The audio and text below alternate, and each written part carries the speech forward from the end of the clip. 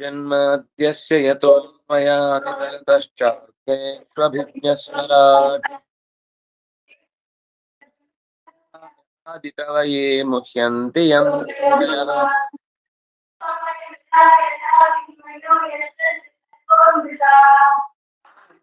तेन सदा निरस्तकुहकं सत्यं परं धीमहि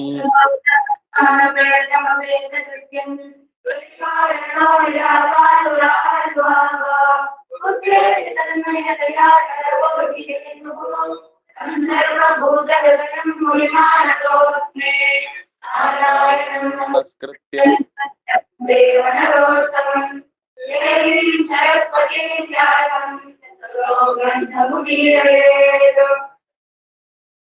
स्वस्त्यस्तु सतां हरिः ओम्.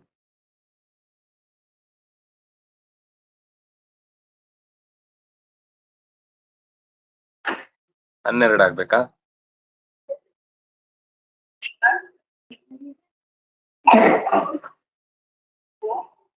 14 ಆಗ್ಬೇಕಲ್ವಾ?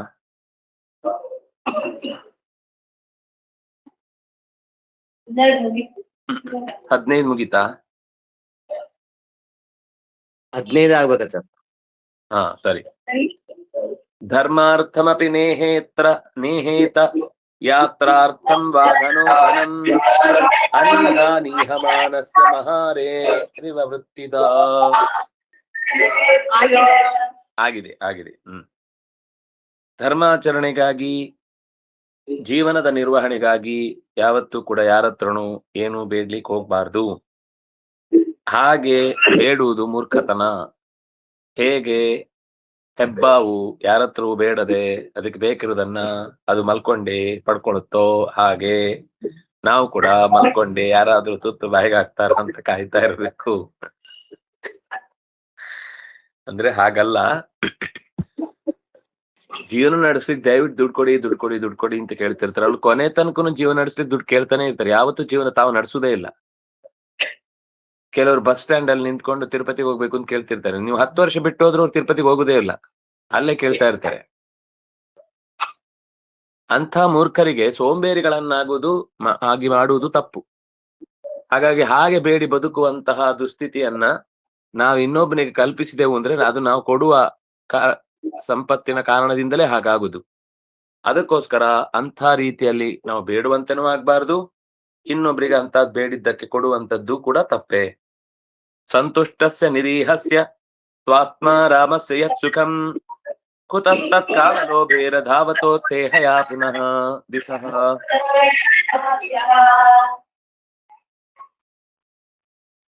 ಸಂತುಷ್ಟಸ್ಯ ತೃಪ್ತನಿಗೆ, ನಿರೀಹಸ್ಯ ಆಸೆಗಳಿಗೆ ಬಲಿಯಾಗದವನಿಗೆ, ಆತ್ಮಾರಾಮಸ್ಯ ತನ್ನೊಳಗೆ ತಾನೇ ಸಂತೋಷ ಪಡುವವನಿಗೆ ಯಾವ ಸುಖ ಲಭ್ಯವಾಗುತ್ತೋ, ಈ ರೀತಿಯ ಸುಖ ಎಲ್ಲರ ಬೆನ್ನು ಹಿಡಿದು ಕೊಡಿ ಕೊಡಿ ಕೊಡಿ ಅಂತ ಕೇಳ್ತಾ ಹಣದಾಸೆಯಿಂದ ಅಲೆಯುವವನಿಗೆ, ಲೋಭದ ಬುದ್ಧಿ ಇರುವವನಿಗೆ ಈ ಸುಖ ಎಲ್ಲಿಂದ ಬರಬೇಕು?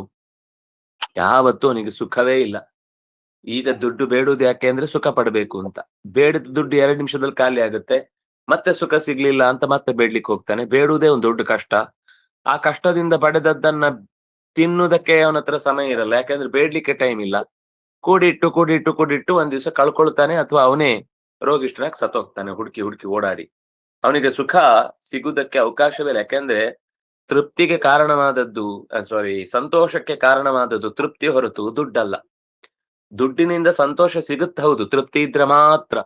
ದುಡ್ಡು ಬೇಡ ಅಂತಲ್ಲ, ದುಡ್ಡು ಬೇಕು. ಆದ್ರೆ ಅದು ಹೇಗೆ ಪಡಿಬೇಕು ಅನ್ನೋದಕ್ಕೂ ಒಂದು ದಾರಿ ಇದೆ. ಅಧರ್ಮದ ದಾರಿಯಿಂದ ದುಡಿಯದೆ, ಬೆವರು ಹರಿಸದೆ, ಅನ್ಯಾಯ ಮಾಡಿ ಅಥವಾ ಇನ್ನೊಬ್ಬರ ಕೈ ತಪ್ಪಿಸಿ ಕಣ್ತಪ್ಪಿಸಿ ಸಂಪಾದಿಸಿದ 1 ರೂಪಾಯಿ ಕೂಡ ನಮ್ಮ ಬದುಕಿನಲ್ಲಿ ಸುಖವನ್ನ ತಂದುಕೊಡಲ್ಲ. ಸದಾ ಸಂತುಷ್ಟ ಮನಸಾಂ ಸರ್ವಾತ್ ಸುಖಮಯಾ ದಿಶಃ ಶರ್ಕರಾ ಕಂಟಕಾದಿಭ್ಯೋ ಯಥೋತ್ಪಾನತ್ಪದ ಶಿವಂ.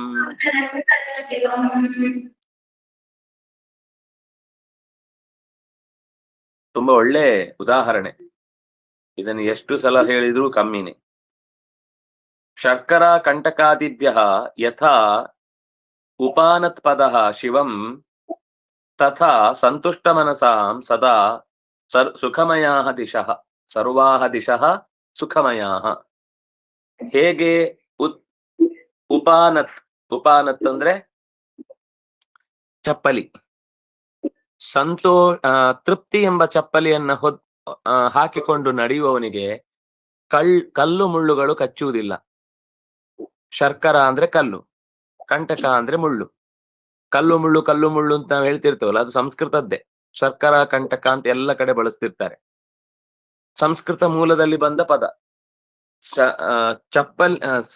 ಸಂತೃಪ್ತಿ ಎಂಬ ಚಪ್ಪಲಿಯನ್ನ ಹಾಕಿಕೊಂಡು ನಡೆಯುವವನಿಗೆ ಜೀವನದಲ್ಲಿ ಕಲ್ಲು ಮುಳ್ಳುಗಳೆಂಬ ಕಷ್ಟಗಳು ಒದಗುವುದಿಲ್ಲ. ಅಂತಹ ಸುಖ ಅವನಿಗೇನು ಅಂದ್ರೆ ಸರ್ವಾಹ ದಿಶಃ ಸುಖಮಯ, ಎಲ್ಲ ದಿಕ್ಕುಗಳಲ್ಲಿ ಸುಖವೇ ಕಾಣಿಸ್ತಾ ಇರುತ್ತೆ.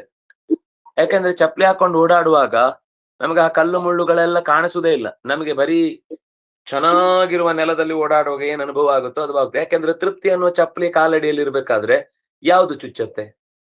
ಕಷ್ಟ ಸುಖಗಳು, ಕಷ್ಟ, ನೋವು, ವ್ಯಥೆ ಅಥವಾ ಇನ್ನೇನು ಒಂದು ತೊಂದರೆಗಳು ನಮ್ಮನ್ನು ಯಾವಾಗ ಕಾಡುತ್ತೆ ಅಂದ್ರೆ ನಮಗೆ ಈ ತೃಪ್ತಿ ಅನ್ನೋದು ಇಲ್ಲದೆ ಹಾಗೆ ನಡೆಯುವಾಗ ಇದೆಲ್ಲ ಕಲ್ಲು ಮುಳ್ಳುಗಳು ಕಚ್ತವೆ. ಪ್ರತಿ ಸಣ್ಣ ವಿಷಯಗಳು ಕೂಡ.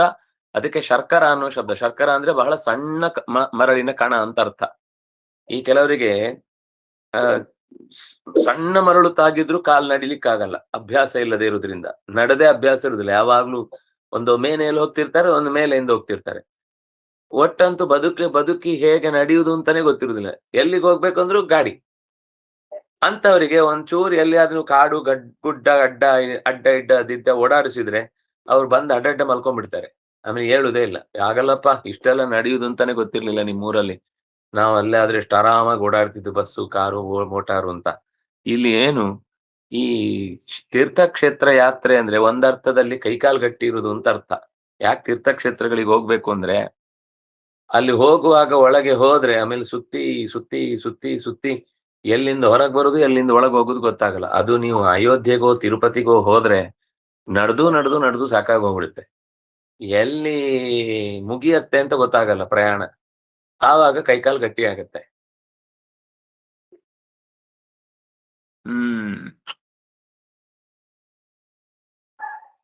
ಸಂತುಷ್ಟಕ್ಕೇನ ವಾ ರಾಜನ್ ನವರ್ತೇತಾಪಿ ವಾರಿಣ ಔಪಶ್ಚಿತ್ ಜೈಹ್ಯಕಾರ್ಪಣ್ಯಾತ್ ಗೃಹಪಾಲಾಯ ತೇ ಜನಃ. ರಾಜ ಸದಾ ಆಗಿರುವವನು ಏನ್ ಸಿಕ್ಕಿದ್ರು ಬದುಕ್ತಾನೆ. ಅವನಿಗೆ ಬದುಕ್ಲಿಕ್ಕೆ ಇಂತಹದ್ದೇ ವಸ್ತು ಬೇಕು ಅಂತ ಅವನಿಗೆ ಅನ್ಸುದೇ ಇಲ್ಲ. ಏನ್ ಸಿಕ್ಕಿದ್ರು ಅಷ್ಟರಲ್ಲೇ ಖುಷಿ ಪಡ್ತಾನೆ. ಅವನು ಅದರಲ್ಲೇ ಗಂಜಿಯಿಂದಲೂ ತೃಪ್ತಿ ಪಡ್ತಾನೆ.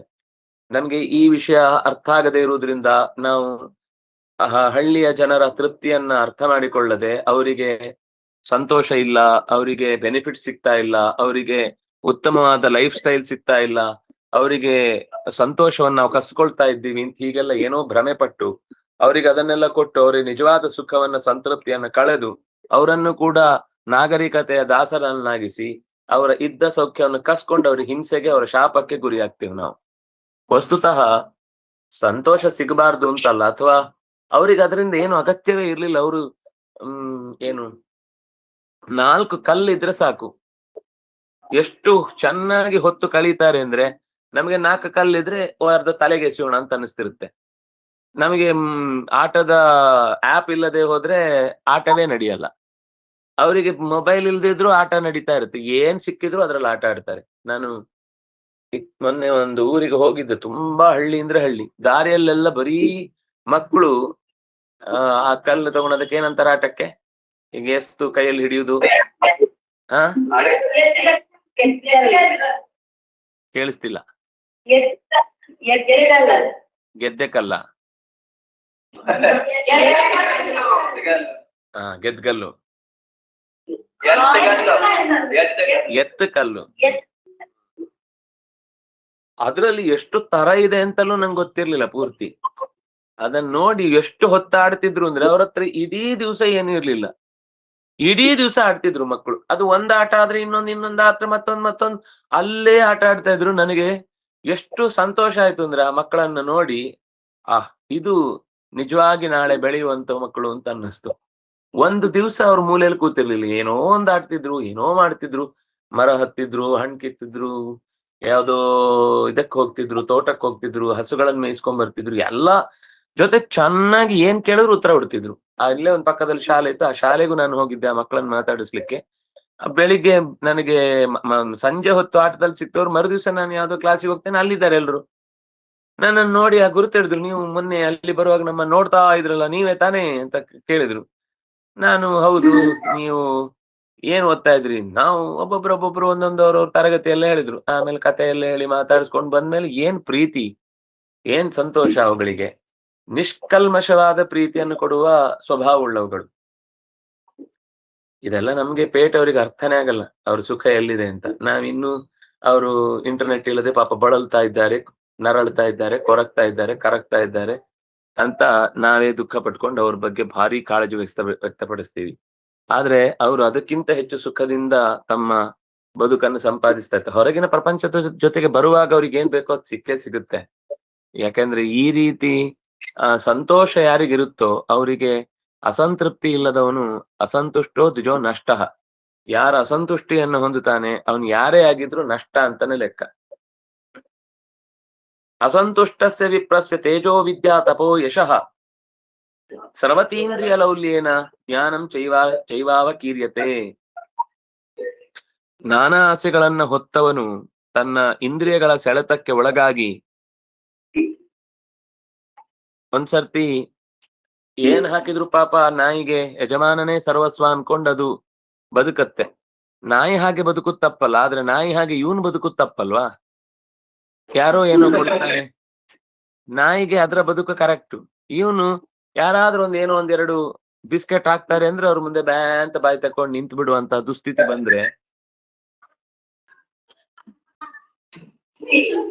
ಅದರಷ್ಟು ಅವ್ಯವಸ್ಥೆ ಇನ್ನೊಂದಿಲ್ಲ. ಬೈಯತ್ತೆ. ಗೃಹಪಾಲಾಯತೆ ಜನಃ. ಗೃಹಪಾಲ ಅಂದ್ರೆ ನಾಯಿಗೆ ಇನ್ನೊಂದು ಹೆಸರು ಗೃಹಪಾಲ. ಯಾರಿಗಾದ್ರೂ ಬೈಬೇಕು ಎನ್ಸಿದ್ರೆ ಸುಂದರ ಸುಂದರಿ ಅಂತ ಬೈದ ಹಾಗೆ ಗೃಹಪಾಲ ಅಂತ ಬೈಬಹುದು. ಶಿಶುಪಾಲನ ಅಣ್ಣ ಇವನು.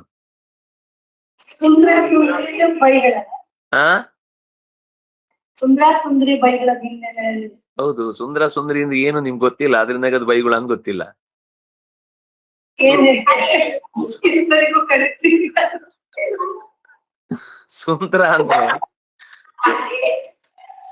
ಸುಂದರ ಅಂದ್ರೆ ಮಂಗ, ಸುಂದರಿ ಅಂದ್ರೆ ಮಂಗಿ.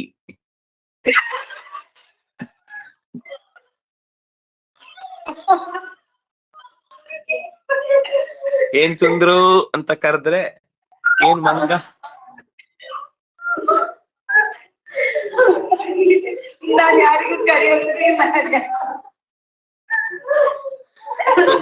ಸುಂದರ ಕಾಂಡಕ್ಕೆ ಯಾಕೆ ಸುಂದರ ಕಾಂಡ ಅಂತ ಹೇಳುವಾಗ, ಸುಂದರ ಅಂದ್ರೆ ಕಪಿ, ಕಪಿಯ ಕಾಂಡ ಹನುಮಂತನ ಕಾಂಡ ಆದ್ರಿಂದಾಗ ಅವನಿಗೆ ಅದಕ್ಕೆ ಸುಂದರ ಕಾಂಡ ಅಂತ ಕರೆಯುವುದು.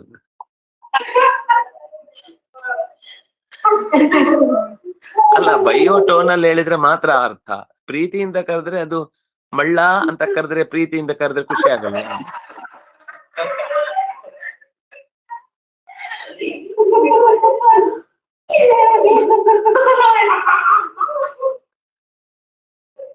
ಯಾರೋ ಈ ರಾಜನನ್ನ ಒಬ್ಬನನ್ನ ಅವ್ರು ವ್ಯಾಕರಣ ಪಂಡಿತರೆಲ್ಲ, ಅವನು ಮಹಾರಾಜ. ಮಹಾರಾಜ ಅಂದ್ರೆ ಅವನು ಇಡೀ ಚಕ್ರವರ್ತಿ. ಆದ್ರೆ ಅವನ ನಿಯಮಗಳೆಲ್ಲ ಯದ್ವಾ ತದ್ವಾ ಎಲ್ಲೆಲ್ಲೋ ಇತ್ತು. ಅವನಿಗೆ ಏನು ಹೇಗೆ ಅವನನ್ನು ಪ್ಲೀಸ್ ಮಾಡುದು ಗೊತ್ತಾಗ್ತಿರ್ಲಿಲ್ಲ. ಕೊನೆಗೆ ನನ್ನ ಕುರಿತಾಗಿ ಏನಾದ್ರೂ ಒಳ್ಳೆ ಮಾತುಗಳನ್ನ ಹೇಳಬೇಕು ಅಂತಂದ್ರೆ, ಆಯ್ತು ಅಂತ ನಿಮ್ಮ ಹೆಸರು ಸೇರಿಸ್ತೀವಿ ಅಂತ ಸೇರಿಸಿದ್ರಂತೆ.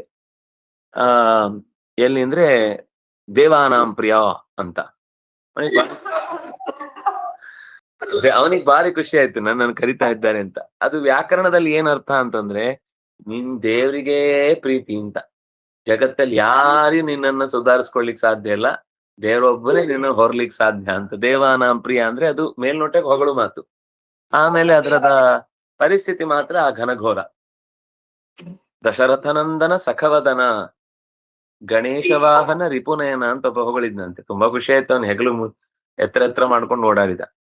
ದಶರಥನ ನಂದನ ಅಂದ್ರೆ ಯಾರು? ರಾಮನ ಸಖ ಯಾರು?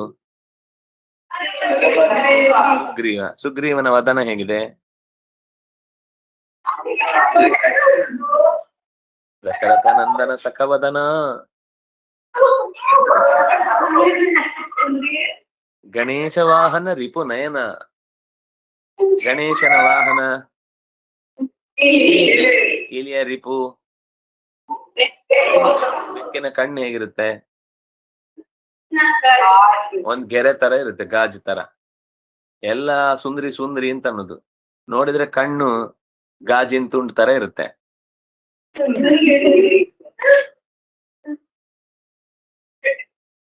ಆ ಸುಂದರಿ ಅಂತಾನೆ ಪರವಾಗಿಲ್ಲ ಅದಕ್ಕಿಂತ. ಕಾಮಸ್ಯಂತಂ ಹಿಕ್ಷುದ್ಭ್ಯಾಂ ಕ್ರೋಧಸ್ಯೈತತ್ ಫಲೋದಯಂ ಜನೋ ಯಾತಿ ಲೋಭಸ್ಯ ಹಿತ್ವಾ ಭುಕ್ತ್ವಾ ದಿಶೋ ಭುವಃ. ಹಿಂದಿನ ಶ್ಲೋಕದ ಪೂರ್ತಿ ಭಾವ ನೋಡ್ಲಿಲ್ಲ. ತೃಪ್ತಿ ಇಲ್ಲದಂತಹ ವ್ಯಕ್ತಿಯ ತೇಜಸ್ಸು, ಅಧ್ಯಯನ, ತಪಸ್ಸು, ಯಶಸ್ಸು ಎಲ್ಲವೂ ಸೋರಿ ಹೋಗುತ್ತೆ. ಬಹಳ ಮುಖ್ಯವಾದ ಮಾತಿದು. ಮನುಷ್ಯನಿಗೆ ಬೇಕಿರುವಂತಹ ಅಸಂತುಷ್ಟನಾದವನ, ಅದರಲ್ಲೂ ಮುಖ್ಯವಾಗಿ ಬ್ರಾಹ್ಮಣನಿಗೆ, ಅಧ್ಯಯನ ಶಾಸ್ತ್ರ ಅಂತ ಹೇಳ್ಕೊಳ್ಳೋನಿಗಂತೂ ಇದು ಇಲ್ಲದೆ ಹೋದ್ರೆ ಅವನು ಎಷ್ಟು ದೊಡ್ಡ ತೇಜಸ್ವಿಯಾಗಿದ್ರು, ಎಷ್ಟು ವಿದ್ಯಾವಂತನಾದ್ರು, ಎಷ್ಟು ತಪೋವಂತನಾದ್ರು, ಎಷ್ಟು ಯಶೋವಂತನಾದ್ರು, ಸ್ರವತಿ ಇಂದ್ರಿಯ ಲೌಲ್ಯೇನ, ಈ ಇಂದ್ರಿಯಗಳ ಬೇಕಾಬಿಟ್ಟಿ ಕಳುಹಿಸುವಿಕೆಯಿಂದ ಅವನ ಇಂದ್ರಿಯ ಶಕ್ತಿ, ತೇಜಸ್ಸು, ವಿದ್ಯೆ, ತಪಸ್ಸು, ಯಶಸ್ಸು ಎಲ್ಲ ಅವಕೀರ್ಯತೆ, ನಾಶವಾಗಿ ಹೋಗುತ್ತೆ. ಅವಕೀರ್ಯತೆ ಅಂತಂದ್ರೆ ಕಸದಂತೆ ಜಾರಿ ಹೋಗುತ್ತೆ. ಯಾವುದು ಅವನ ಜೀವನದ ಲಾಭಕ್ಕೆ ಕಾರಣವಾಗುವುದಿಲ್ಲ. ಅಧ್ಯಾತ್ಮ ಕಳೆದು ಹೋಗುತ್ತೆ. ತೃಪ್ತಿ ಅನ್ನೋದು ಮನುಷ್ಯನಿಗೆ, ಅದು ಅಧ್ಯಯನಶೀಲನಿಗೆ ತೃಪ್ತಿ ಅನ್ನೋದು ಬಹಳ ಮುಖ್ಯವಾದ ಸಂಗತಿ. ಯಾವುದ್ರಲ್ಲಿ? ಭೌತಿಕ ವಿಷಯಗಳಲ್ಲಿ. ಆದ್ರೆ ಅಧ್ಯಯನದಲ್ಲಿ ಆ ತೃಪ್ತಿ ಇರ್ಬೇಕು. ಇನ್ನೂ ಓದ್ಬೇಕು, ಮತ್ತು ಓದ್ಬೇಕು, ಅದು ಓದ್ಬೇಕು, ಇದು ಓದ್ಬೇಕು, ಎಲ್ಲ ಓದ್ಬೇಕು ಅಂತ ಅನಿಸ್ತಾ ಇರ್ಬೇಕು. ಬರೀ ಓದ್ಬೇಕು ಅಂದ್ರೆ ಸುಮ್ನೆ ಪಾಠದಲ್ಲಿ 24 ಗಂಟೆ ಕೂತ್ ಕೇಳುದು ಮಾತ್ರ ಅಲ್ಲ, ತಲೆ ತೂಗ್ತಾ ಆ ತೂಗಿದ್ದೆಲ್ಲ ಜಾರಿ ಹೋಗ್ತಾ ಇರುತ್ತೆ. ಜಾಸ್ತಿ ತೂಗಿದ್ದಕ್ಕೆ ಸರಿಯಾಗಿ ಕೇಳಿದ್ದನ್ನ ಧಾರಣೆ ಮಾಡಿ, ಗ್ರಹಣ ಮಾಡಿ, ನೆನಪಿಟ್ಟುಕೊಂಡು ಅದನ್ನ ಜೀವನದಲ್ಲಿ ಎಲ್ಲಿ ತಂದುಕೊಳ್ಳಬಹುದು ಅಂತನ್ನುವ ಪ್ರಯತ್ನ ಇದ್ರೆ ಮಾತ್ರ ಆ ಅಧ್ಯಯನಕ್ಕೆ ಅರ್ಥ ಬರುತ್ತೆ. ಅದು ಯಾವಾಗ ಬರುತ್ತೆ ಅಂದ್ರೆ ಸಂತೃಪ್ತಿ ಇದ್ದಾಗ ಬೇರೆ ವಿಷಯಗಳ ಬಗ್ಗೆ, ಆಗ ಅಧ್ಯಯನಕ್ಕೆ ಬೆಲೆ ಸಿಗುತ್ತೆ. ಜೊತೆಗೆ ಅದು ನಮ್ಮ ಮನಸ್ಸಿನಲ್ಲಿ ಉಳಿಯುವುದಕ್ಕೆ ಬೇಕಿರುವ ಮನನ, ಗ್ರಹಣ, ಧಾರಣ, ನಿಧಿಧ್ಯಾಸನ ಇತ್ಯಾದಿಗಳು ಉಂಟಾಗ್ಲಿಕ್ಕೆ ಸಾಧ್ಯ ಆಗುತ್ತೆ. ಹಸಿವು ಬಾಯಾರಿಕೆಗಳನ್ನ ನಾವು ಹಿಂಗಿಸಿಕೊಳ್ಳಿಕ್ಕೋಸ್ಕರ ತಿಂತೇವೆ, ಕುಡಿತೇವೆ. ಆಗ ತೃಷ ಪರಿಹಾರ ಆಗುತ್ತೆ. ಆಮೇಲೆ ಇನ್ನೂ ಒಂದ್ ಕೊಡ ಕುಡಿಸ್ತೇನೆ ಅಂದ್ರೆ ಬೇಡ ಅನ್ನುತ್ತೆ, ಸಾಕು ಅಲ್ಲ. ಈ ಕೆಲವೊಂದ್ಸರ್ತಿ ದಾಹ ಅನ್ನೋದೊಂದು ರೋಗ ಇದೆ. ನೀವು ಎಷ್ಟು ಕುಡಿದ್ರು ನೀರು ಕುಡ್ದ ಹಾಗೆ ಅನ್ಸಲ್ಲ. ಅದು ಕೆಲವೊಂದ್ಸರ್ತಿ ದೈಹಿಕವಾಗಿ ಏನೋ ಸಮಸ್ಯೆ ಆದಾಗ ಹಸಿವು, ಕೆಲವರಿಗೆ ಭಸ್ಮಕ ರೋಗ ಅಂತ ಕರೀತಾರೆ ಅದನ್ನ. ಎಷ್ಟು ತಿಂದ್ರು ಅವರಿಗೆ ಹೊಟ್ಟೆ ತುಂಬಲ್ಲ. ತಿಂದ್ರೆ ಸ್ವಲ್ಪ ಹೊತ್ತಿಗೆ ಮತ್ತೆ ಹಸಿವು ಅಂತಾರೆ. ಅಂದ್ರೆ ಅದೊಂಥರದ ದೇಹದಲ್ಲಿ ಎರಡು ಎಕ್ಸ್ಟ್ರೀಮ್ಗಳಿವೆ. ಕೆಲವೊಮ್ಮೆ ಏನು ಅಂದ್ರೆ ಜೀರ್ಣ ಮಾಡಬೇಕಾದ ಕಿಣ್ವಗಳು ಪೂರ ಕಮ್ಮಿ ಆಗಿಬಿಟ್ರೆ ಇಡೀ ದಿವಸ ಊಟ ಬೇಡ ಅನ್ಸ್ತಾ ಇರುತ್ತೆ, ಏನ್ ತಿಂದ್ರು ಬೇಡ ಅನ್ಸ್ತಾ ಇರುತ್ತೆ. ಕೆಲವು ಉಲ್ಟಾ ಇದೆ, ಜಾಸ್ತಿ ಆಗುತ್ತೆ ಆ ಕಿಣ್ವಗಳ ಪ್ರಭಾವ. ತಿಂದ್ 2 ನಿಮಿಷಕ್ಕೆ ಮತ್ತೆ ಹಸಿವು ಅಂತ ಇರುತ್ತೆ. ಅಂದ್ರೆ ಇದೆರಡೂ ಅಪಾಯಕಾರಿ. ಇದೆರಡೂ ಆಗದ ಹಾಗೆ ಮಧ್ಯದ ಸ್ಥಿತಿಯಲ್ಲಿ ನಮ್ಮ ಹೊಟ್ಟೆಯನ್ನು ನಿಲ್ಲಿಸ್ಲಿಕ್ಕೆ ವೈಶ್ವಾನರ ಕೆಲಸ ಮಾಡ್ತಿರ್ತಾನೆ. ನಾವು ಅದಕ್ಕೆ ಸರಿಯಾದ ರೀತಿಯಲ್ಲಿ ವ್ಯವಹಾರ ಮಾಡ್ಲಿಲ್ಲ ಅಂದ್ರೆ ಅದು ಯಾವುದೋ ಒಂದು ತರದ ಅವ್ಯವಸ್ಥೆಗೆ ಕಾರಣ ಆಗುತ್ತೆ. ಒಟ್ಟಂತೂ ತೃಪ್ತಿ ಆಗುತ್ತೆ. ಈಗ ಕೆಲವೊಮ್ಮೆ ಯಾವುದೋ ವಿಷಯಕ್ಕೆ ಕೋಪ ಬಂದ್ರೆ ಅದು ಕೂಡ ಆ ಕೆಲಸ ಮುಗ್ದ ಮೇಲೆ, ಅಂದ್ರೆ ಕೋಪದಿಂದ ನಾವೇನೋ ಒಂದು ಮಾತಾಡ್ತೇವೆ, ಬೈತೇವೆ ಅಂದ್ಮೇಲೆ ಕೆಲವರಿಗೆ ಸ್ವಲ್ಪ ಸಮಾಧಾನ ಆಗುತ್ತೆ. ಅವ್ರಿಗೆ ಬೈದವ್ರ ಕಣ್ಣಲ್ಲಿ ನೀರು ಬಂದ್ಮೇಲೆ ಕೋಪ ಇಳಿದು ಹೋಗುತ್ತೆ. ಅಯ್ಯೋ ಅಷ್ಟು ಬೈದ್ನ ಅಂತಾನ. ಅಥವಾ ಕೆಲವರಿಗೆ ತೃಪ್ತಿ ಆಗುತ್ತೆ. ಇನ್ನೊಬ್ಬನಿಗೆ ಕೆಲವೊಮ್ಮೆ ಮಕ್ಕಳು ಗಲಾಟೆ ಮಾಡ್ತಿರ್ತಾರೆ, ಜೋರ್ ಅಳ್ತಿರ್ತಾರೆ. ಯಾರು ಅಳಿಸಿದ್ದು ಅಂತ ಗೊತ್ತಾಗಿ ಅಮ್ಮ ಹೋಗಿ ಅವ್ರಿಗೆ 2 ಬಡ್ದ ತಕ್ಷಣ ಇಲ್ಲಿ ಅಳು ನಿಂತೋಗ್ಬಿಡುತ್ತೆ. ಅದು ಎಲ್ಲಿಂದ ಕೀ ಇರುತ್ತೆ ಗೊತ್ತಿಲ್ಲ. ಅಲ್ಲಿ ಬಡ್ದ ತಕ್ಷಣ ಇಲ್ಲಿ ಗಂಗಾ ಪ್ರವಾಹ ಒಂದೇ ಸರ್ತಿಗೆ ಅಣೆಕಟ್ಟು ಹಾಕಿದ ಹಾಗೆ ನಿಂತು ಹೋಗ್ಬಿಡುತ್ತೆ. ಅಂದ್ರೆ ಅದು ಕೋಪ ಇದ್ದದಿಷ್ಟೇ, ಅವನಿಗೆ ಹೊಡೆದ್ರೆ ನಂಗೆ ಸಮಾಧಾನ ಅಂತ. ಆ ತರ ಕೋಪವೂ ಕೂಡ ಒಂದು ಹಂತಕ್ಕೆ ನಿಂತು ಹೋಗುತ್ತೆ. ಆದ್ರೆ ಈ ಲೋಭ ಒಂದಿದೆಯಲ್ಲ, ಈ ಲೋಭ ಮಾತ್ರ ನ ಲೋಭಸ್ಯ ಜನೋ ಯಾತಿ ಚಿತ್ವಾ ಭುಕ್ತ್ವಾ ದಿಶೋ ಭುವಃ. ಮನುಷ್ಯ ಎಲ್ಲಾ ದಿಕ್ಕುಗಳನ್ನ ಗೆದ್ರು, ಸಕಲ ಭೂಮಿಯ ಒಡೆತನವನ್ನ ಸಂಪಾದಿಸಿದ್ರು, ಸ್ವರ್ಗದ ತುಂಡು ಬೇಕಿತ್ತು. ಸ್ವರ್ಗ ಆದ್ಮೇಲೆ ಅದಕ್ಕಿಂತ ಮೇಲಿನ ಅಂತರಿಕ್ಷ ತುಂಡು, ಅದರ ಮೇಲೆ ಜನೋಲೋಕ, ತಪೋಲೋಕ, ಮುಗಿಯುದೇ ಇಲ್ಲ. ಇನ್ನು ಆಚೆಗಿದ್ರೆ ಅದು ಸಿಗಬೇಕು. ಇವನಿಗೆ ಹೋಗ್ಲಿಕ್ಕಾಗುತ್ತೋ, ನೋಡ್ಕೊಳ್ಲಿಕ್ಕಾಗುತ್ತೋ, ಬರ್ಲಿಕ್ಕಾಗುತ್ತೋ, ಬದುಕ್ಲಿಕ್ಕಾಗುತ್ತೋ ಏನೂ ಯೋಚನೆ ಮಾಡಲ್ಲ. ಇನ್ನೂ ಇರ್ಲಿ, ಮತ್ತು ಇರ್ಲಿ, ಅದು ಇರ್ಲಿ, ಇದು ಇರ್ಲಿ, ಎಲ್ಲ ಇರ್ಲಿ, ಎರಡೇಟು ಇರ್ಲಿ ಅಂದ್ರೆ ಅದು ಒಂದ್ಸರಿ ಇರ್ಲಿ ಅಂತಾನೆ, ಆಮೇಲೆ ಪೆಡ್ತಿನ ಮೇಲೆ ಬೇಡ ಅಂತಾನಷ್ಟೇ. ಒಟ್ಟು ಬೇಕು ಅನ್ನೋದು ಮಾತ್ರ ಮುಗಿಯಲ್ಲ ಅವನ ಜೀವನದಲ್ಲಿ. ಅದೇನೊಂದು ಗಾದೆ ಇದೆಯಲ್ಲ, ಹದಗಳ್ಳೆ ಅಂತಂದ ಯಾರು, ನನಗೊಂದಿರ್ಲಿ ಇಂದಂತ. ಅದು ಹದಗಳ್ಳೆ ಅಂದ್ರೆ ಈ ಕಿವಿ ಅಥವಾ ಕಂಕಳು ಈ ಜಾಗದಲ್ಲಿ ತುಂಬಾ ನೋವಾದಾಗ ಒಂದು ಗುಳ್ಳೆ ಆಗುತ್ತೆ. ಅವ್ರಿಗೆ ಅದು ಏನೊಂದು ಗೊತ್ತಿಲ್ಲ, ಏನ್ ಹೇಳಿದ್ರು ನಂಗೆ ಬೇಕು ಅಂತ. ಅದಕ್ಕೆ ಆ ನೋವಾದಾಗ ನೋವು ತೀರಿಸ್ಕೊಳ್ಲಿಕ್ಕೆ ಅದಾಗತ್ತೆ. ಯಾರೋ ಒಬ್ಬ ನನಗೆ ಹದಗಳ್ಳೆ ಅಂದ್ರೆ ನನಗೂ ಇರ್ಲಿ ಇಂದಂತೆ. ಅಂದ್ರೆ ಅವನಿಗೆ ಒಟ್ಟು ಏನ್ ಸಿಕ್ಕಿದ್ರು ನಂಗೆ ಬೇಕು ಅಂತ. ಪಂಡಿತ ಬಹವೋ ರಾಜನ್ ಬಹುಜ್ಞ ಸಂಶಯಿಚ್ಛಿದ ಸದಸತ್ ಪದಯೋಗ್ಯಕ್ಕೆ ಅಸಂತೋಷಾತ್ಮಕಂತ. ತುಂಬಾ ತಿಳಿದವರಿದ್ದಾರೆ, ಸಂಶಯಗಳನ್ನ ಕತ್ತರಿಸುವವರಿದ್ದಾರೆ, ಎತ್ತರದಲ್ಲಿ ಸಭೆಗಳಲ್ಲಿ ಕೂಡುವ ಅಧ್ಯಕ್ಷರಿದ್ದಾರೆ. ಇಂಥ ಪಂಡಿತರು ಕೂಡ ಕೆಲವೊಮ್ಮೆ ಅತೃಪ್ತಿಯ ಕಾರಣದಿಂದಾಗಿ ಮಹಾಪತನಕ್ಕೆ ಈಡಾಗ್ತಾರೆ. ಅಸಂತೋಷಾತ್ ಪತಂತ್ಯಧಃ. ತಿಳಿದಿದ್ರೂ ಕೂಡ ತಿಳಿವಿನ ಬಗ್ಗೆ ಮಹತ್ವ ಅರಿಯದೆ ಅದರಿಂದ ತನಗೇನೋ ಗಳಿಸುವುದಕ್ಕೆ ಉಪಯೋಗ ಆಗುತ್ತೆ ಅಂತ ಅವನದನ್ನ ಲೋಭಕ್ಕೆ ಒಳಗಾಗಿ ದುಡಿಸಿಕೊಳ್ಳಿಕ್ಕೆ ಶುರು ಮಾಡಿದ್ರೆ ಆವಾಗ ಪತಂತ್ಯಧಃ, ಅವನು ಕೆಳಕ್ಕೆ ಬಿದ್ದು ಹೋಗ್ತಾನೆ. ಅಸಂಕಲ್ಪಾತ್ ಜಯೇತ್ ಕಾಮಂ ಕ್ರೋಧಂ ಕ್ರಾಮ ವಿವರ್ಜನಾತ್ ಅರ್ಥಾನಪೇಕ್ಷೆಯ ಲೋಭಂ ಭಯಂ ತ್ವಾಮರ್ಶನಾತ್. ಅಸಂಕಲ್ಪಾತ್ ಜಯೇತ್ ಕಾಮಂ.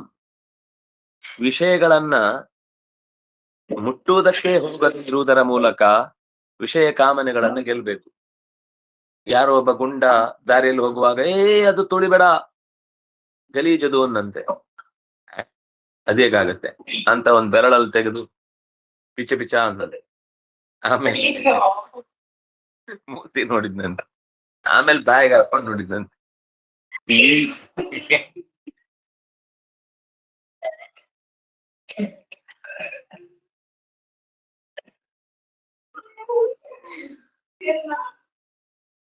ಅಂತದನ್ನ ಮುಟ್ಟದೇ ಇರುವುದರಿಂದ ಗೆಲ್ಬೇಕೇ ಹೊರತು ಮುಟ್ಟಿ ನೋಡಿ ಏನು ಅಂತೆಲ್ಲ ಆಸೆ ಪಟ್ಟು ಅದನ್ನೆಲ್ಲಾ ಸಂಶೋಧನೆ ಮಾಡಿ ಅದ್ ಯಾವ ಜಾತಿದ್ದು, ಯಾವ ಪ್ರಾಣಿದ್ದು, ಯಾವ ಕಾಲದ್ದು, ಎಷ್ಟು ದಿನದ್ದು ಅಂತೆಲ್ಲ ಹೇಳಿ ತಿಳ್ಕೊಳ್ಳುವ ಮೂರ್ಖತನ ಮಾಡ್ಲಿಕ್ಕೆ ಹೋಗ್ಬಾರ್ದು. ಅಸಂಕಲ್ಪ ಜಯೇತ್ ಕಾಮಂ ಕ್ರೋಧಂ ಕಾಮ ವಿವರ್ಜನ. ಕೋಪವನ್ನು, ಈ ಕಾಮನೆಗಳನ್ನು ದೂರ ಮಾಡಿದಾಗ ತನ್ನಿಂದ ತಾನೇ ಕೋಪ ಕಮ್ಮಿ ಆಗುತ್ತೆ. ನಮಗೆ ಕೋಪ ಯಾಕೆ ಬರುತ್ತೆ ಅಂದ್ರೆ ನಾನು ಹೇಳಿದ ಹಾಗೆ ಕೇಳಬೇಕು, ಅವರನ್ನ ನನ್ನ ವಶದಲ್ಲಿ ಇಟ್ಕೊಳ್ಬೇಕು, ಅವರು ನನ್ನ ಬಗ್ಗೆ ಅಭಿಮಾನವನ್ನು ವ್ಯಕ್ತಪಡಿಸ್ಬೇಕು, ಅಥವಾ ನಾನು ಹೇಳಿದ್ದನ್ನ ಅವರು ಅದೇ ಕಾಲದಲ್ಲಿ ನಡೆಸ್ಬೇಕು. ಅದು ತಂದೆಯಾಗಿ ಆದ್ರೂ ಸರಿ, ಮಗನಾಗಿ ಆದ್ರೂ ಸರಿ, ಗುರುವಾಗಿ ಆದ್ರೂ ಸರಿ, ಯಾವುದೇ ಸ್ಥಾನದಿಂದಾದ್ರೂ ತನಗೆ ಬೇಕಾದಂತೆ ಸುತ್ತಲಿನ ವಸ್ತುಗಳು ಕೈಯಲ್ಲಿ ಬೆರಳಾಡಿಸಿದಾಗ ಕುಣಿಯುವಂತಿರಬೇಕು ಅಂತ ಆಸೆ ಪಟ್ಟಾಗಲೆಲ್ಲ ಅದು ನಡೆಯದೆ ಹೋದಾಗ ಕೋಪ ಬರುತ್ತೆ. ಕೋಪ ಅನ್ನೋದು ಕಾಮದ ಮರಿ. ಆದ್ರೆ ಎಷ್ಟು ಬೇಗ ಬೆಳೆದು ರಕ್ಕಸ ಆಗುತ್ತೆ ಅಂದ್ರೆ ಕಾಮವನ್ನೇ ನುಂಗಿ ಬಿಡುತ್ತೆ. ಮುಂದೆ ಯಾವ ಕಾಮನೆಯನ್ನು ಬಯಸಬಾರದು. ಆ ರೀತಿ ಕೋಪ ಎಲ್ಲವನ್ನು ಸುಟ್ಟು ಹಾಕ್ಬಿಡುತ್ತೆ. ಆಮೇಲೆ ಮತ್ತೆ ಅಯ್ಯೋ ಎಲ್ಲ ಸುಟ್ಟು ಹೋಯ್ತು ಅಂತ ಅನ್ಸಿ ಮತ್ತೆ ಕಾಮನೆ ಬರುತ್ತೆ. ಆದ್ರೆ ಅಷ್ಟೊತ್ತಿಗೆ ಒಂದ್ಸರ್ತಿ ಇದ್ದದ್ದೆಲ್ಲ ಕಳ್ಕೊಂಡಾಗಿರುತ್ತೆ. ಇನ್ನು ಸಂಪತ್ತಿನ ಸಂಗ್ರಹಣದಿಂದ, ಅಂದ್ರೆ ಅತಿಯಾದ ಸಂಪತ್ತಿನ ಸಂಗ್ರಹಣದಿಂದ ಅದಕ್ಕೆ ಸರಿಯಾದ ವ್ಯವಸ್ಥೆ ಇಲ್ಲ ನಮ್ಮ ಹತ್ರ ಅನ್ನುವ ಅಪಾಯವನ್ನ ನೆನಪಿಸಿಕೊಂಡು ಸಂಗ್ರಹದಿಂದ ಆಗುವ ಅನರ್ಥವನ್ನ ಎಚ್ಚರದಲ್ಲಿ ಇಟ್ಟುಕೊಂಡಿದ್ದರೆ ಧನಲೋಭವನ್ನ ಗೆಲ್ಲಬಹುದು. ಈಗ ಸಂಪತ್ತು ಬರುವುದಂತ ತಪ್ಪು ಅಂತ ಹೇಳಿಲ್ಲ, ಸಂಪತ್ತಿನ ಸಂಗ್ರಹ ಮಾಡಿಡುವಿಕೆಯಿಂದ ಆಗುವ ಅಪಾಯವನ್ನು ನೆನೆಸಿಕೊಂಡ್ರೆ ಒಂದು ಧರ್ಮಾಯ, ಅರ್ಥಾಯ, ಯಶಸ್ಸೆ, ಈ ರೀತಿ ಒಂದು 5 ವಿಭಾಗ ಮಾಡ್ಲಿಕ್ಕಿದೆಯಲ್ಲ, ಆ ರೀತಿ ಅದನ್ನು ವಿಭಾಗ ಮಾಡಿದ್ರೆ ಕೂಡಿಡದೆ ಅವನು ನೋಡ್ಕೊಂಡ್ರೆ ಸಂಪತ್ತಿನ ಅಪಾಯದಿಂದ ಆ ಲೋಭದಿಂದ ಪಾರಾಗಬಹುದು. ಲೋಭದಿಂದ ಪಾರಾಗ್ಬೇಕು ಅಂದ್ರೆ ಸಂಗ್ರಹದಿಂದ ಆಗುವ ಅಪಾಯವನ್ನ ನೆನಪಿಸಿಕೊಳ್ಬೇಕು. ಅನರ್ಥ ಅರ್ಥಾನರ್ಥೇಕ್ಷಯ ಲೋಭಂ. ಅರ್ಥ ಅನರ್ಥೇಕ್ಷಯ, ಅರ್ಥದಿಂದುಂಟಾಗುವ ಅನರ್ಥದ ಈಕ್ಷಾ ನೋಡುವಿಕೆಯಿಂದ ಲೋಭಂ ಜಯೇತ್, ಲೋಭವನ್ನು ಗೆಲ್ಲಬೇಕು. ಭಯಂ ತತ್ವಾವಮರ್ಶನಾತ್. ಒಂದು ಸರ್ತಿ ಏನೋ ಕತ್ತಲೆಯಲ್ಲಿ ಅರ್ಧಮರ್ಧ ಕಾಣಿಸಿತು ಅಂತ ಹೆದರಿ ಓಡಿ ಬಂದ. ಆಮೇಲೆ ಯಾಕೋ ಓಡಿ ಬಂದಿ ಅಂದ್ರೆ, ಅಯ್ಯೋ ಅಲ್ಲಿ ಹಾವಿದೆ ಅಂತ. ಅಯ್ಯೋ ಅದು ಹಸು ಕಟ್ಟುವಾಗ ಅಲ್ಲೇ ಬಿಟ್ಟು ಹೋಗಿದ್ದ, ಹಗ್ಗ ಅಲ್ಲೇ ಇದೆ, ನೀನ್ ನೋಡಿ ಹಾವು ಅನ್ಕೊಂಡ್ಬಿಟ್ಯಾ, ಹೋಗ್ ಸರಿ ನೋಡ್ಬಾ ಅಂತ ಮತ್ತೆ ನೋಡಿದ್ರೆ ಓ. ಅಂದ್ರೆ ಸರಿಯಾಗಿ ಮತ್ತೆ ಬೆಳಕಿನಲ್ಲಿ ಗಮನಿಸಿದಾಗ ಭಯ ಹೋಗುತ್ತೆ. ಸಾವು ಅನ್ನೋದು ದೊಡ್ಡ ಭಯವಾಗಿ ಕೂತಿದೆ. ಜ್ಞಾನದ ಬೆಳಕಿನಲ್ಲಿ ಸರಿಯಾಗಿ ವಿಷಯವನ್ನ ಗಮನಿಸಿದ್ರೆ ಸಾವು ಅನ್ನೋದು ಎಲ್ಲರ ಬದುಕಿನಲ್ಲೂ ಬಂದು ಹೋಗುವ ಒಂದು ಅನಿವಾರ್ಯವಾದ ಸಂಗತಿ ಅಂತ ಅವನಿಗೆ ದೃಢವಾದಾಗ, ಮತ್ತೆ ಸಾವು ಅನ್ನೋದು ಬಂದಾಗ ಎಲ್ಲರೂ ಅದು ಏನೇ ಪ್ರಸಂಗ ಬಂದ್ರೂ ಕೂಡ ಬಿಟ್ಟು ಹೋಗ್ಲೇಬೇಕು. ಹೋಗುವಾಗ ಯಾರು ಕೂಡ ಒಂದು ಸ್ವತ್ತನ್ನು ಕೊಂಡು ಹೋಗ್ಲಿಕ್ಕಾಗುದಿಲ್ಲ. ಸ್ವತಃ ತನ್ನೊಟ್ಟಿಗೆ ಇಷ್ಟು ದಿವಸ ಇದ್ದ ದೇಹವೂ ಕೂಡ ಬಿಟ್ಟು ಹೋಗ್ಬೇಕಾಗತ್ತೆ. ಇದು ಗೊತ್ತಿದ್ದಾಗ ಸಾವು ಅನ್ನೋದು, ಭಯ ಅನ್ನೋದು ಉಂಟಾಗುವುದಕ್ಕೆ ಕಾರಣ ಆಗುದಿಲ್ಲ. ಸಾವಂದ್ರೆ ಭಯ. ಆ ಭಯಕ್ಕೆ ಕಾರಣವಾದದ್ದೇನು ಅಂದ್ರೆ ಅಜ್ಞಾನ. ಅಜ್ಞಾನ ಹೋಯ್ತು ಅಂದ್ರೆ ಅಜ್ಞಾನ ಹೋಗ್ಬೇಕು ಅಂದ್ರೆ ತತ್ವ ಅವಮರ್ಶನ. ಸಂಸಾರದ ಭಯ ಇರ್ಬೋದು, ಫೇಲ್ ಆಗುವ ಭಯ ಇರ್ಬೋದು, ಯಾರೋ ಬೈಯುವ ಭಯ ಇರ್ಬೋದು, ಯಾರೋ ನಮ್ಮನ್ನ ಮೀರಿ ಬೆಳೀತಾರೆ ಅಂತ ಅನ್ನುವ ಭಯ ಇರ್ಬೋದು. ನೂರಾರು ತರದ ಭಯಗಳಿವೆ. ಎಲ್ಲಾ ಭಯಗಳ ಹಿಂದೆ ಇರುವುದು ಅಜ್ಞಾನ. ಕೆಲವೊಮ್ಮೆ ಅದು ನಡೆಯತ್ತೆ, ಒಪ್ಪಿಕೊಳ್ಬೇಕು. ಕೆಲವೊಮ್ಮೆ ನಡೆಯದಂತೆ ತಪ್ಪಿಸ್ಲಿಕ್ಕಾಗತ್ತೆ, ತಪ್ಪಿಸ್ಕೊಳ್ಬಹುದು. ಅರ್ಧಮರ್ಧ ತಿಳಿದಿದ್ದಾಗ ಅಥವಾ ತಿಳಿಯದೇ ಹೋದಾಗ ಭಯ ಅನ್ನೋದು ನಮ್ಮನ್ನ ಕಾಡುತ್ತೆ. ಭಯ ಅನ್ನೋದು ಅಪಾಯಕಾರಿಯಾಗಿ ನಮ್ಮನ್ನ ನುಂಗಿ ಬಿಡುತ್ತೆ. ಇದನ್ನ ಎಚ್ಚರದಲ್ಲಿ ಇಟ್ಕೊಳ್ಬೇಕು ಅಂತ ತತ್ವಾವಮರ್ಶನವನ್ನ ಹೇಳ್ತಾರೆ. ಅನ್ವೀಕ್ಷಿಕ್ಯ ಶೋಕಮೋಹೌ ದಂಭಂ ಮಹದುಪಾಶ್ರಯಾತ್ ಯೋಗಾಂತರಾಯಾನ್ ಮೌನೇನ ಏತಾಂ ಕಾಮನೀಹಯ.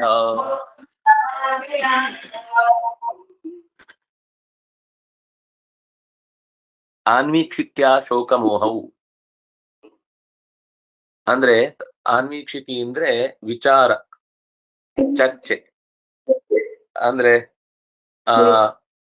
ಅದಕ್ಕೆ ಅನ್ವಯ ವ್ಯತಿರೇಕ ಅಂತ ಹೇಳ್ತಾರೆ.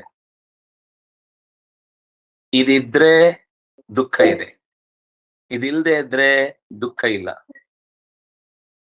ಕೆಲವೊಂದ್ಸರ್ತಿ ಕೆಲವು ವಸ್ತುಗಳು ಬರುವಾಗ ದುಃಖವನ್ನು ಸುಖವನ್ನು ಎರಡನ್ನು ಹೊತ್ಕೊಂಡೇ ಬರುತ್ತೆ. ಒಂದು ವಸ್ತು ಆಗ್ಲಿ ಒಂದು ವ್ಯಕ್ತಿ ಆಗ್ಲಿ ಬರ್ತಾರೆ ಅಂದ್ರೆ ಅಥವಾ ಬರ್ತದೆ ಅಂದ್ರೆ ಅದು ಸುಖ ದುಃಖಗಳನ್ನು ಹೊತ್ಕೊಂಡೇ ಬರುತ್ತೆ. ಕೇವಲ ಸುಖ ಕೇವಲ ದುಃಖ ಬರುವುದಿಲ್ಲ. ಅದನ್ನ ನಾವು ಸ್ವೀಕರಿಸಿ ನಡೆದ್ರೆ ಅದು ಬಂದ್ರು ಸಂತೋಷ ಆದಾಗ ಸಂತೋಷ ಪಡ್ತಾನೆ, ಅದು ಹೋದ್ರು ದುಃಖ, ಅದು ಹೋಯ್ತು, ಅದರ ಸಮಯ ಮುಗೀತು, ಹೊರಡಿತು ಅಂತ ತನ್ನ ಶೋಕವನ್ನ ಕಳ್ಕೊಳ್ತಾನೆ. ಈ ಮೋಹ ಮತ್ತು ಶೋಕ ಎರಡನ್ನೂ ಕೂಡ ಸರಿಯಾದ ವಿಷಯ ವಸ್ತುಗಳೆಲ್ಲವೂ ಕೂಡ ಶಾಶ್ವತ ಅಲ್ಲ, ಅದು ಒಂದಲ್ಲ ಒಂದು ದಿವಸ ಕಳೆದು ಹೋಗುವಂತದ್ದು ಅಂತ ಭ್ರಮೆ ಹೊರಟು ಹೋದ್ರೆ ಈ ಶೋಕ ಮೋಹಗಳು ಕಳೆದು ಹೋಗ್ತವೆ. ಅಂದ್ರೆ ಬರ್ಲೇಬೇಕಿತ್ತು, ಅದು ಬಂತು. ಒಂದು ದಿವಸ ನಮ್ಮ ಜೊತೆಗಿದ್ದವ್ರು ಯಾರೋ ನಮ್ಮನ್ನು ಬಿಟ್ಟು ಹೋದ್ರು ಅಂತ ಇಟ್ಕೊಳ್ಳಿ. ಕೆಲವ್ರದ್ದೇನು ಅಂದ್ರೆ 10-25 ವರ್ಷ ಆದ್ರೂ ಕೂಡ ಅವರ ನೆನಪಾದಾಗಲೆಲ್ಲ 16 ದಿವಸ ಶೋಕಾಚರಣೆ, ಜೊತೆಗೆ ಯಾವುದೇ ಕೆಲಸದಲ್ಲಿ ನಿರಾಸಕ್ತಿ. ಯಾರೋ ಒಬ್ರು ನನಗೆ ತುಂಬಾ ಆತ್ಮೀಯರು ಮುಂಬೈಯಲ್ಲಿ ಭೇಟಿಯಾದಾಗ ಅವ್ರು ಹೇಳಿದ್ರು, ಆಚಾರ್ಯರೇ ನಾನು ತುಂಬಾ ಗೀತೆಯನ್ನ ಓದಿಕೊಂಡಿದ್ದೇನೆ. ಅಂದ್ರೆ ಅವ್ರು ಹೇಳಿದ್ದು ಓದ್ಕೊಂಡಿದ್ದೇನೆ ಅಂದ್ರೆ ಚೆನ್ನಾಗೇ ಓದ್ಕೊಂಡಿದ್ದಾರೆ. ಆದ್ರೆ ಒಂದು ವಿಷಯ ಮಾತ್ರ ನನಗೆ ತಡ್ಕೊಳ್ಳಿಕ್ಕೆ ಆಗ್ಲಿಲ್ಲ. ಎಲ್ಲರೂ ಹೇಳ್ತಾರೆ ಗೀತೆಯನ್ನು ಓದಿದ್ರೆ ಎಲ್ಲದಕ್ಕೂ ಸೊಲ್ಯೂಷನ್ ಸಿಗುತ್ತೆ ಅಂತ. ನಮ್ಮಮ್ಮ ತೀರ್ಕೊಂಡಿದ್ದನ್ನ ನಾನು ಇವತ್ತಿಗೂ ನಂಗೆ ಆ ಮೂಡ್ ಹಾಳಾಗ್ಬಿಟ್ರೆ, ತುಂಬಾ ದೊಡ್ಡ ವ್ಯಾಪಾರಿ, ನಂಗೆ ಯಾವ ವ್ಯಾಪಾರದಲ್ಲೂ ಆಸಕ್ತಿ ಇರಲ್ಲ, ನಾನು ಎಲ್ಲ ಬಿಟ್ಟು ಹೊರಟೋಗ್ಬಿಡ್ತೇನೆ. ನಾನು ಎಲ್ಲಿಯಾದ್ರೂ ಒಂದ್ ಏಕಾಂತಕ್ಕೆ ಹೋಗಿ ಒಂದ್ 2-3 ದಿವಸ ಆದ್ಮೇಲೆ ತಲೆ ಎಲ್ಲ ಸ್ವಲ್ಪ ಸಮಾಧಾನ ಆದ್ಮೇಲೆ ಬರ್ತೇನೆ, ನನ್ಗೆ ಯಾಕೆ ಹೀಗಾಗ್ತದೆ ಗೊತ್ತಿಲ್ಲ. ಆಮೇಲೆ ಅವ್ರ ಅಮ್ಮನ ಕತೆ ಹೇಳಿದ್ರು. ಅವರು ಇವ್ರಿಗೆ 60 ವರ್ಷ ಆಗುವಾಗ್ಲೂ ಅವ್ರ ಅಮ್ಮ ಇದ್ರು. 60 ವರ್ಷ ಆದ್ರೂ ಮನೆಗೆ ಬಂದಾಗ ಬಾ ಮಗ ಅಂತ ಹೇಳಿ ಕರೆದು ಕೂಡಿಸಿ ಕೈ ತುತ್ತ ಹಾಕಿ ಊಟಕ್ಕೆ ರೆಡಿ ಮಾಡಿ ಒಂಥರ ಮಗುನ್ ನೋಡ್ಕೊಂಡಾಗ ನೋಡ್ಕೊಳ್ತಿದ್ರು. ಅವರಿಗೆ ಒಂದು ದಿವಸವೂ ಎಲ್ಲೂ ಅಮ್ಮನನ್ನ ಬಿಟ್ಟು ಬದುಕಿಯೇ ಗೊತ್ತಿಲ್ಲ. ಆದ್ರಿಂದಾಗಿ ಅವರಿಗೆ ಈಗ ಇವ್ರಿಗೆ 85 ವಯಸ್ಸಾಗಿದೆ. ಆದ್ರೂ ಅವ್ರ ಮನಸ್ಸಲ್ಲಿ ನನ್ ಮನೆಗ್ ಬಂದಾಗ ಆ ತುತ್ತು ನೆನಪಾಗುತ್ತೆ. ಅಂದ್ರೆ ಈ ತುತ್ತು ಅನ್ನೋ ತಪ್ಪು ನಾನು ಹೇಳ್ತಿಲ್ಲ. ಆದ್ರೆ ಈ ತುತ್ತಿಲ್ಲದೆಯೂ ಒಂದು ದಿವಸ ಹೊತ್ತು ಕಳಿಬೇಕಾಗತ್ತೆ ಅನ್ನುವ ಮನಸ್ಸಿನಲ್ಲಿ ಆ ವಿಷಯ ಒತ್ತಿ ಕೂತ್ಕೊಳ್ಳದೆ ಇದ್ರೆ 10 ಆಗ್ಲಿ 20 ಆಗ್ಲಿ 30 ಆಗ್ಲಿ ತಲೆಯಿಂದ ಆ ಸುತ್ತು ಕಮ್ಮಿ ಆಗುದು ಹೋಗುದೇ ಇಲ್ಲ. ತಲೆ ಕೆಟ್ಟೋಗ್ಬಿಡುತ್ತೆ. ಏನ್ ಮಾಡುದು ಅಂತ ಆಗ್ತಾ ಇರುತ್ತೆ. ಹಾಗಾಗಿ ತತ್ವಾವಮರ್ಶನೆ ಅನ್ನೋದರ ಜೊತೆಗೆ ಆನ್ವೀಕ್ಷಿಕೆ ಅನ್ನೋದು, ಆನ್ವೀಕ್ಷಿಕೆ ಅಂದ್ರೆ ಇದು ಸರಿ ಯಾಕೆ, ಇದು ತಪ್ಪು ಯಾಕೆ, ಹೀಗಾದ್ರೆ ಮುಂದೆ ಏನಾಗುತ್ತೆ, ಹೀಗಾಗದೇ ಇದ್ರೆ ಮುಂದೇನ್ ಸಮಸ್ಯೆ ಆಗುತ್ತೆ. ಸಾಮಾನ್ಯ ತರ್ಕ ಅಂತ ಇಟ್ಕೊಳ್ಳಿ. ತರ್ಕ ಅಂದ್ರೆ ಈ ಪಂಚಾವಯ ಭೂತವಾದ ತರ್ಕವೇ ಆಗ್ಬೇಕು ಅಂತಲ್ಲ. ತರ್ಕ ಅಂತಂದ್ರೆ ಜೀವನದಲ್ಲಿ ಆಗು ಹೋಗುಗಳಿಂದ ಆಗುವ ಪರಿಣಾಮ ಏನು, ಹೀಗ್ ಮಾಡದೇ ಇದ್ರೆ ಏನಾಗುತ್ತೆ, ಹೀಗ್ ಮಾಡಿದ್ರೆ ಏನಾಗುತ್ತೆ, ಹೀಗ್ ಮಾಡುವಾಗ ಕೆಲವೊಮ್ಮೆ ಸರಿ ಆಗುತ್ತೆ, ಕೆಲವೊಮ್ಮೆ ಯಾಕೆ ತಪ್ಪಾಗುತ್ತೆ, ಅಂದ್ರೆ ಮಧ್ಯದಲ್ಲಿರುವ ಉಪಾಧಿ ಏನು, ಆರ್ದ್ರೇಂದನ ಸಂಯೋಗವೋ ಅಥವಾ ಇನ್ನೇನಾದ್ರೂ ಒಂದು ಕಾರಣ ಲೋಕಲಲ್ಲಿ ಅಲ್ಲಿ ಹೇಗೆ ಬೆಂಕಿಗೆ ಹೊಗೆಗೆ ಕಾರಣ ಇರುತ್ತೋ ಹಾಗೆ ಮಧ್ಯದಲ್ಲಿ ಬೇರೆ ಬೇರೆ ಬೇರೆ ಬೇರೆ ಬೇರೆ ಸಂಗತಿಗಳು ನಮ್ಮ ಜೀವನದಲ್ಲೂ ಇರುತ್ತೆ. ಅಂತಹ ಅವ್ಯವಸ್ಥೆಗಳನ್ನ ಪರಿಹರಿಸಿಕೊಳ್ಳಿಕ್ಕೆ ಆನ್ವೀಕ್ಷಿಕಿ ಬೇಕು. ಡಂಬಂ ಮಹದುಪಾಶ್ರಯ. ಕೆಲವೊಮ್ಮೆ ನಮ್ಮಲ್ಲಿ ಡಂಭಾಚಾರ ಅಂತೀವಿ ನಾವು. ನಮ್ಮನ್ನ ನಾವು ಅಲ್ಲದ್ದನ್ನ ನಾನು ಹಾಗೆ ಅಂತ ತೋರಿಸ್ಕೊಳ್ಬೇಕು ಅಂತ ಆಸೆ. ನಂಗೆ ವಸ್ತುತ ಅಷ್ಟೊತ್ತು ಜಪ ಮಾಡಿ ಗೊತ್ತಿಲ್ಲ, ಕೂಡ್ಲಿಕ್ಕೆ ಆಗುದಿಲ್ಲ. ಜಪಕ್ಕೆ ಕೂತಿರುದು, ಸ್ವಲ್ಪ ಹೊತ್ತು ಯಾರಿಲ್ಲ ಅಂತ ಹೇಳಿ ಸೀದೆ ಎದ್ದು ಓಡಾಡಿ ಎಲ್ಲ ಆಟ ಆಡಿ ಕೂತು, ಯಾರೋ ಬರ್ತಾರೆ ಅಂತ ಗೊತ್ತಾಗ್ತದೆ ಸೀದಾ ಮತ್ತೆ ಜಪದಲ್ಲಿ ಹೋಗಿ ಕೂತ್ಕೊಂಡು ಇಷ್ಟೊತ್ತು ಜಪ ಮಾಡ್ತಿದ್ದೆ ಅಂತ ನಮ್ಮನ್ನು ನಾವು ತೋರಿಸ್ಕೊಳ್ಳುದು. ಅಥವಾ ಹೀಗೆ ಇದು ಒಂದು ಸಣ್ಣ ಉದಾಹರಣೆ. ಈ ಕೆಲವೊಮ್ಮೆ ಓದುದ್ರಲ್ಲಿ ನಾವು ಹಾಗೆ ಮಾಡ್ತಿರ್ತೇವೆ. ಪುಸ್ತಕ ಬಿಡಿಸಿ ಕೂತಿರ್ತೇವೆ, ಎಲ್ಲ ಹರಟೆ ಹೊಡಿತಾ ಇರ್ತೇವೆ. ಊರು ಬರ್ರಿ ಆ ಕಡೆ ಈ ಕಡೆ ಎಲ್ಲ ಕಯ ಆಗ್ತಿರ್ತೇವೆ. ಯಾರು ಬರ್ತಾರೆ, ಬಂದಾಗ ಕಮಕ್ ಕಿಮಕ್ಕಿಲ್ಲ, ಎಲ್ಲ ಕುತ್ಕೊಂಡು ಪುಸ್ತಕದ ಒಳಗೆ ಏನು ಉಲ್ಟಾ ಇಟ್ಕೊಂಡಿರ್ತಾರೆ. ಎದುರುಗಡೆ ನೋಡಿದ್ರೆ ಗೊತ್ತಾಗುತ್ತೆ ಇವ್ರು ಹೇಗೆ ಇಟ್ಕೊಂಡಿದ್ದಾರೆ ಗಡಿಬಿಡಿಯಲ್ಲಿ ಅಂತ. ಆಮೇಲೆ ಇಲ್ಲ ಇಷ್ಟೊತ್ತು ನಾವು ಓದ್ತಾ ಇದ್ವಿ ಆರ್ಯ ಅಂದ್ಬಿಟ್ರೆ ಆವಾಗ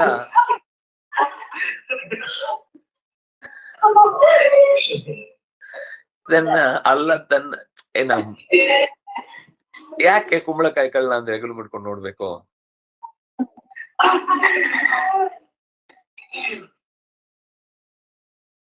ಮಹದುಪಾಶ್ರಯಾತ್, ಇದಕ್ಕೆ ಪರಿಹಾರ ಏನು ಅಂದ್ರೆ ಮಹಾತ್ಮರ ಸೇವೆ ಈ ಡಂಭವನ್ನ ಕಡಿಯುತ್ತೆ.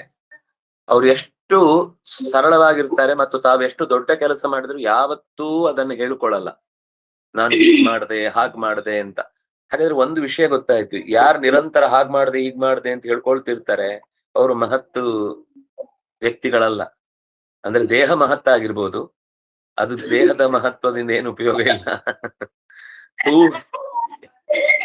ಯಾರೋ ತುಂಬಾ ತೂಕದ ಮಾತಾಡ್ಬೇಕು ಅಂತ ಹೇಳಿದ್ರಂತೆ, ಅವ್ರು ಯಾರೋ ದೊಡ್ಡ ತೂಕದ ವ್ಯಕ್ತಿಗಳನ್ನ ಕರ್ಕೊಂಡ್ ಬಂದಿರಂತೆ. ಸ್ವಾಮಿ ನಾವು ತೂಕದ ಮಾತು ಹೇಳಿದ್ದು, ತೂಕದ ವ್ಯಕ್ತಿ ಅಲ್ಲ, ಚೇರೆ ಮುರಿದೋಗುವಷ್ಟು ದೊಡ್ಡ ವ್ಯಕ್ತಿ ಕರ್ಕೊಂಡ್ ಬಂದ್ರೆ ಏನ್ ಮಾಡುದು ನಮಗೆ ಅಂತ. ಹಾಗಾಗಿ ದೇಹದಿಂದ ಅಥವಾ ಅವರ ಪೋಸ್ಟಿನಿಂದ ದೊಡ್ಡವರಾದ್ರೂ ಉಪಯೋಗ ಇಲ್ಲ. ಅವರ ನಡವಳಿಕೆ, ಅವರ ಜೀವನದ ಆದರ್ಶದಿಂದ ಅವರು ದೊಡ್ಡವರಾಗ್ಬೇಕು. ಅಂಥವರ ಸೇವೆ ಮಾಡಿದಾಗ ನಮ್ಮ ಡಂಭ ಅನ್ನೋದು ಕಳಚಿ ಹೋಗುತ್ತೆ. ಯೋಗಾಂತರಾಯ ಅನ್ನ ಮೌನೇನ, ಈ ಮೌನದಿಂದ ಯೋಗಾಂತರಾಯ ಅಂದ್ರೆ ಏನೋ ಕೆಲವೊಮ್ಮೆ ಸಿಕ್ಕಿಬಿಡುತ್ತೆ. ಕೆಲವು ವಿಷಯಗಳು ಸಿಕ್ಕಿಬಿಟ್ಟಾಗ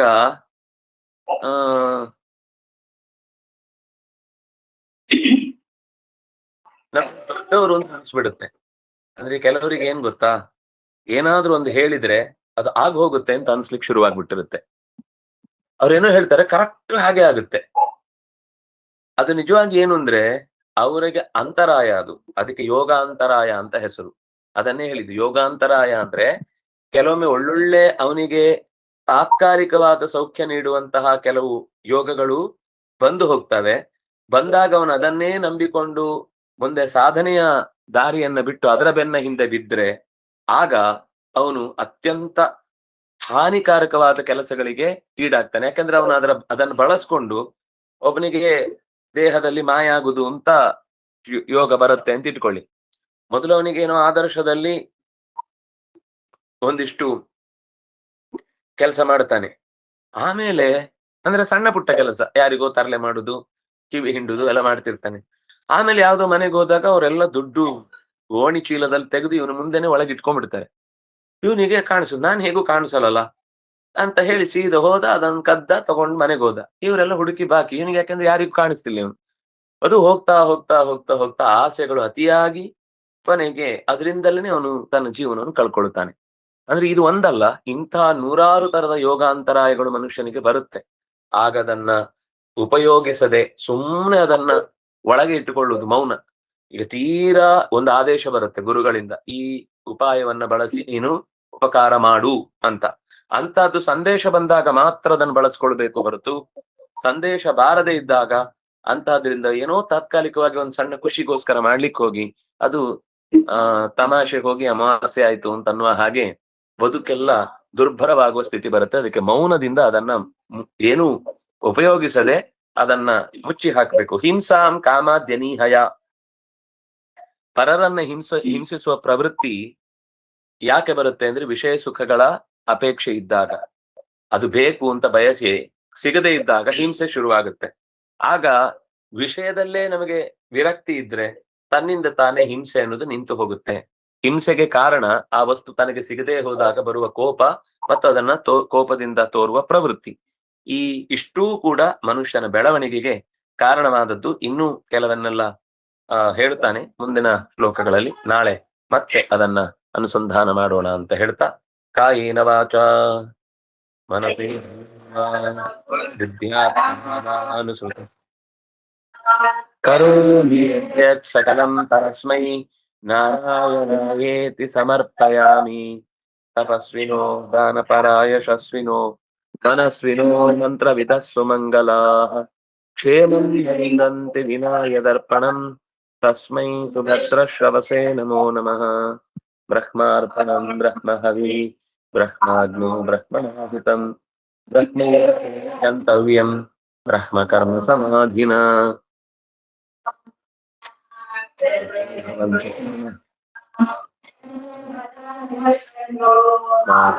ದುಃಖ ಭಾಗ್ ಭವೇತ್. ಧರ್ಮಸ್ಯ ಭೂಯಾತ್ ಅಧರ್ಮಸ್ಯ ಪರಾಭವಃ. ಸದ್ಭಾವನಾ ಪ್ರಾಣಭೃತಾ ಭೂಯಾತ್ ಸ್ವಸ್ಯ ಮಂಗಲಂ. ಶ್ರೀಕೃಷ್ಣಾರ್ಪಣಮಸ್ತು.